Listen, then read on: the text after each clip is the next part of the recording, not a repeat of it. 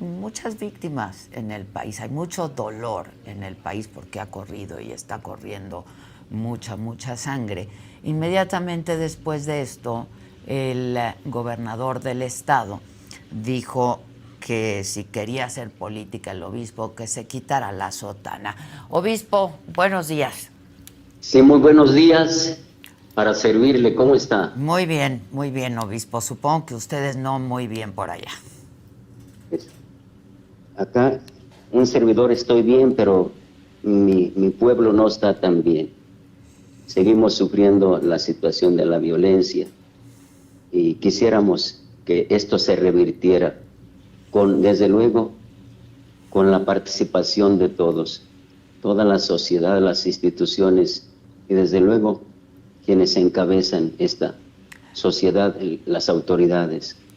Estamos no solo orando, sino también invitando al pueblo, a las autoridades, a que hagamos algo más, y a las mismas bandas del crimen, a cambiar de ruta, dejar de hacer el mal. Creemos que el camino para la paz es la reconciliación y el dejar precisamente de sacrificar vidas. Muchas gracias por la oportunidad. Tengo poco tiempo. Déjeme hacerle un par de preguntitas. Ya tenía, les he hecho esperar a ustedes, lo mismo por mi tiempo. Discúlpeme. Una disculpa a todo tu auditorio. No, déjeme hacerle una pregunta, padre. ¿Qué le responde al gobernador en el sentido de que, pues, si quieren hacer política, se quiten la sotana? Yo creo que si comprendemos la palabra política en su sentido genérico, la palabra política que quiere decir buscar y hacer el bien común, buscar el bien. Todo hombre es político, pero hay que distinguir. Política partidista es otra cosa. Creo que un servidor no ha estado haciendo política partidista y sí preocupado por el bien común. Pero lo que he dicho, lo he dicho como pastor, como profeta, que anuncia la buena nueva de que Dios quiere la salvación de todos, pero también denuncia y hace ver la realidad tal como está.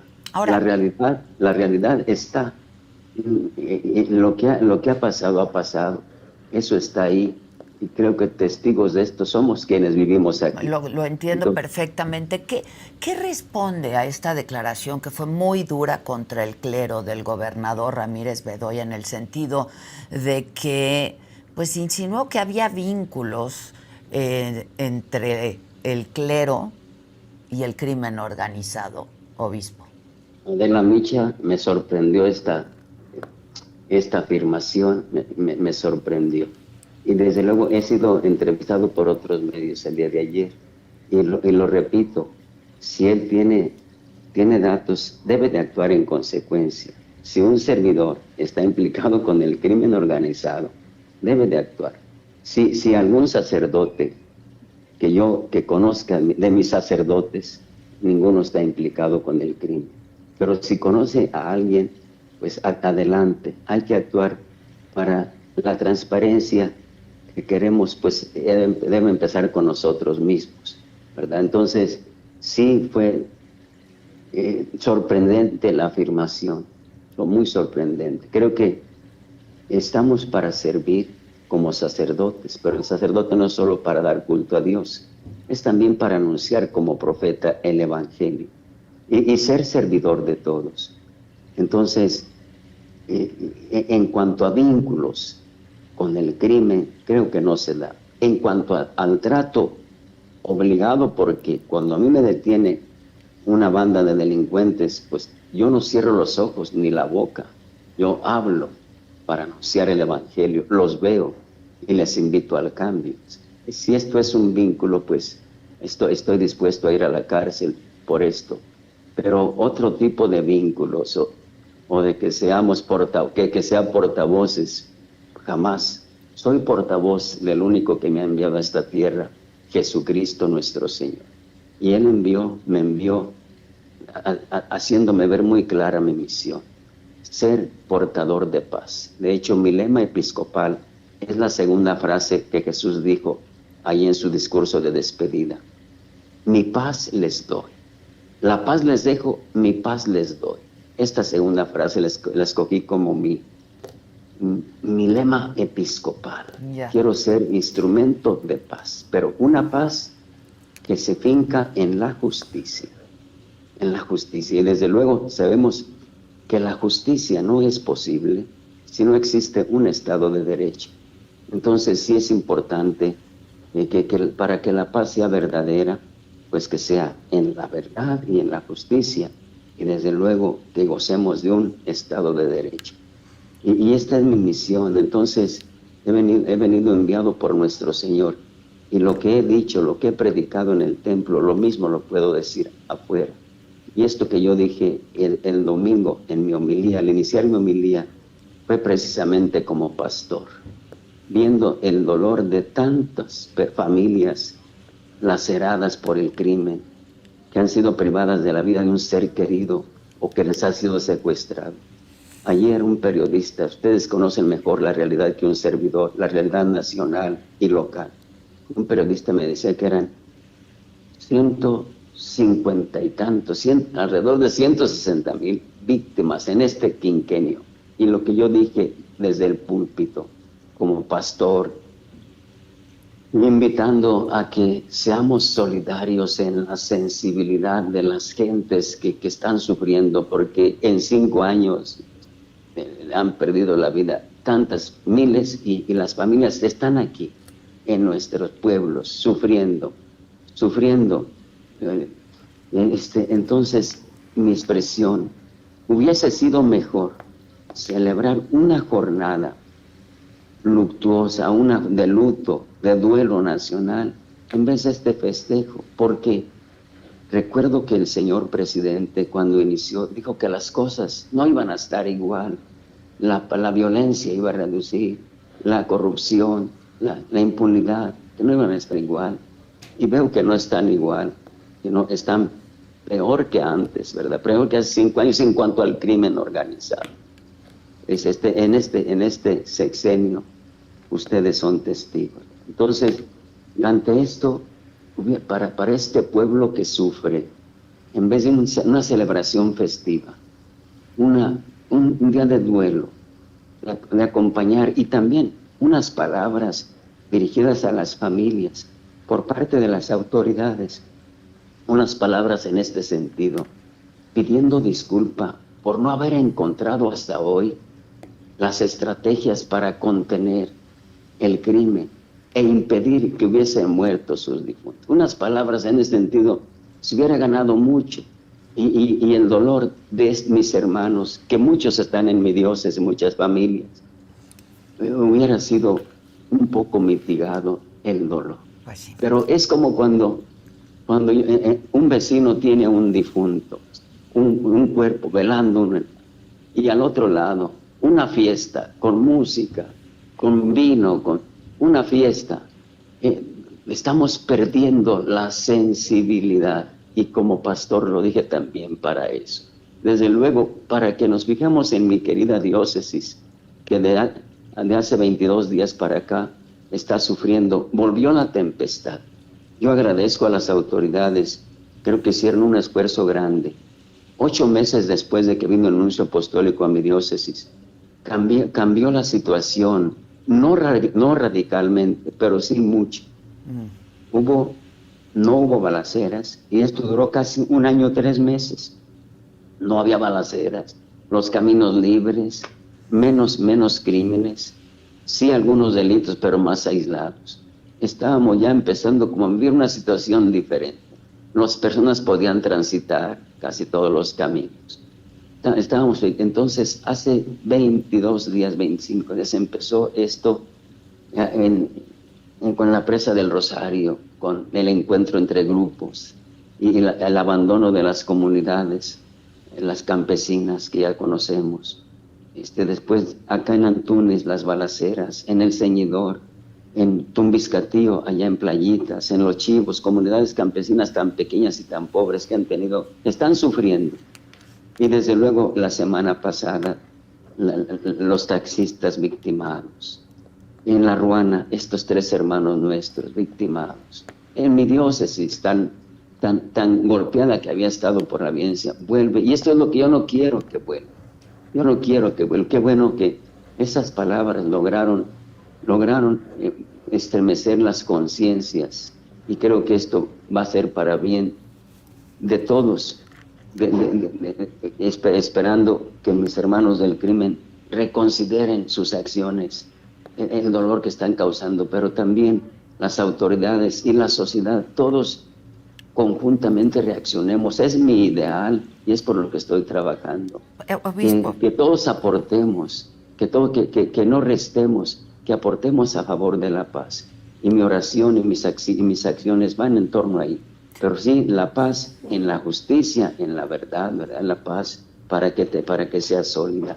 Muchas gracias por esta oportunidad de clarificar. Y desde luego al señor gobernador, pues le digo, no estoy haciendo política partidista. Y no es necesario quitarme la sotana para seguir haciendo lo que hago y predicando el Evangelio de nuestro Señor. Es cuestión de visión y de tener comprendido lo que es el sacerdocio de Jesucristo nuestro Señor. Le mando un abrazo, obispo, le agradezco muchísimo. Yo te agradezco y me da pena en no poder atenderles a veces al tiempo que me piden. Lo entiendo. Estoy a sus órdenes y buscando coincidir con mucho gusto. Ojalá que bendigo pronto. a toda tu audiencia y que sigamos adelante, siempre seguidores de aquel que es la verdad y la vida. Aquí Jesús. tiene un espacio y un micrófono siempre abierto. Le agradezco mucho, le mando un abrazo y espero que podamos hablar más largo de todo esto que está pasando. Muchas gracias. Con mucho gusto, Adela. Dios te bendiga. Muchas gracias. Igualmente, muchas gracias.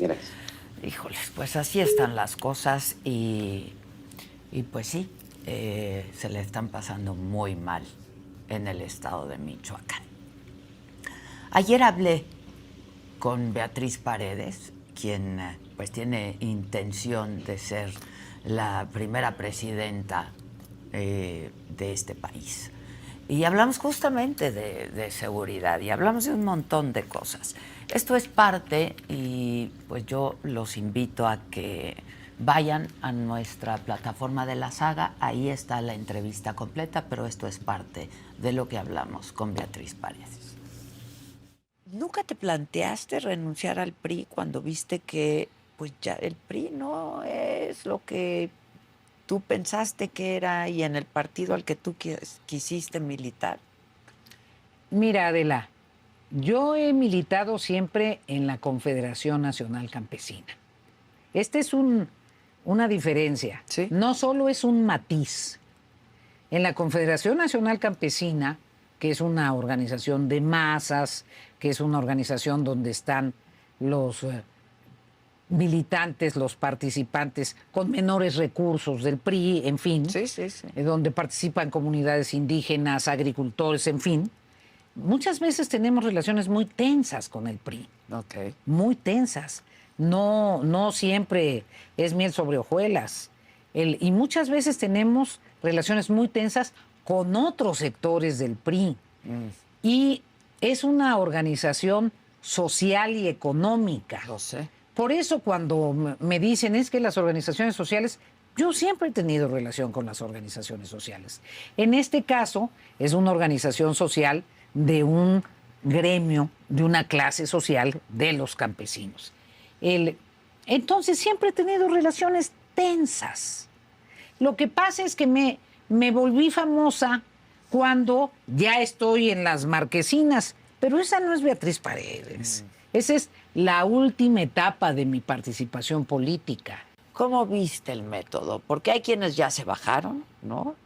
Incluso hubo quien antes de que se diera a conocer públicamente ya se había bajado.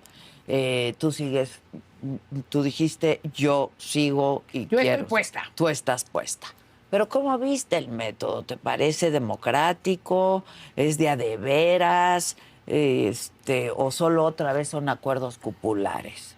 Mira, ningún método hubiera dejado plenamente satisfecho a todos. A todos. Cualquier método tiene imperfecciones, todos los métodos son perfectibles. Si prefiero este método a una decisión cupular de un presidente del partido, prefiero este método. Ok. Si prefiero este método a los viejos esquemas donde el presidente de la República designaba, prefiero este método. Pues ni tan viejo, porque... Sí, digo, viejos los ceros. Viejos los sé. Quienes se bajaron dijeron, no va a haber piso parejo, va a ganar quien más dinero tenga y va a ganar, ¿no?, quien más acarreados tenga. ¿Qué piensas de esto? Bueno, si va a ganar quien más dinero tenga, no voy a ganar yo. Pero yo voy a ganar porque primero creo que voy a presentar propuestas más profundas y más convincentes, porque conozco el país, porque tengo experiencia en la formulación de políticas públicas y porque tengo un genuino compromiso con el desarrollo nacional, que sé que los demás los tienen, pero tengo una perspectiva que me parece que es correcta. El segundo, tengo muchos amigos, Adela. He construido a lo largo de una vida de participación relaciones con muchos liderazgos. ¿Estamos en un narcoestado en México? Es una afirmación muy fuerte y yo no quisiera desconocer el valor de la Constitución, el valor de las instituciones mexicanas, pero sí estamos en riesgo en muchas regiones de que desaparezca, de que desaparezca el Estado. O que ya desapareció. Bueno, preguntemos por los corridos en algunas regiones. ¿No? Por ejemplo. Cambiaron los géneros musicales. Cambiaron y ve lo que está pasando ahora. Así es. Pero, a ver, no debe ser fácil. Entiendo que quizá no se vaya a descubrir el hilo negro, pero no debe ser fácil. No es fácil, pero está caótico el asunto. No es fácil, Adela, pero lo que no se empieza, pues se vuelve cada vez más difícil.